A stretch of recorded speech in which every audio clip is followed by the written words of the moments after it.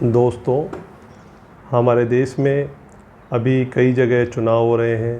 राजस्थान में 25 नवंबर को जो है चुनाव होना प्रस्तावित है, विधानसभा चुनाव।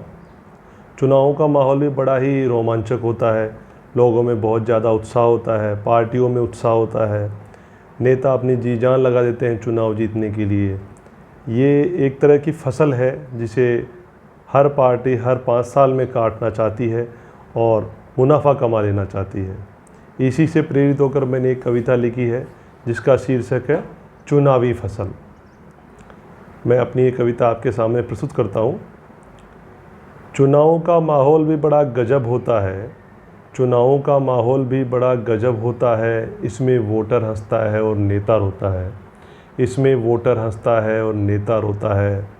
नेता भी अपने एक एक आंसू का बदला लेगा, नेता भी अपने एक एक आंसू का बदला लेगा और चुनावी घोषणा पत्र में से जनता को ठेंगा देगा, और चुनावी घोषणा पत्र में से जनता को ठेंगा देगा।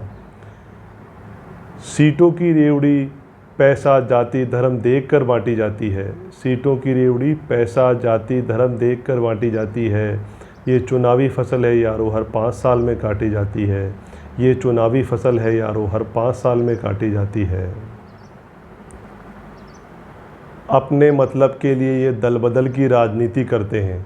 नेता लोग अपने मतलब के लिए ये दल बदल की राजनीति करते हैं। अगर टिकट ना मिले तो विरोधियों के आगे जा पसरते हैं, अगर टिकट ना मिले तो विरोधियों के आगे जा पसरते हैं। ऐसा दृश्य हम अभी राजस्थान में देख रहे हैं।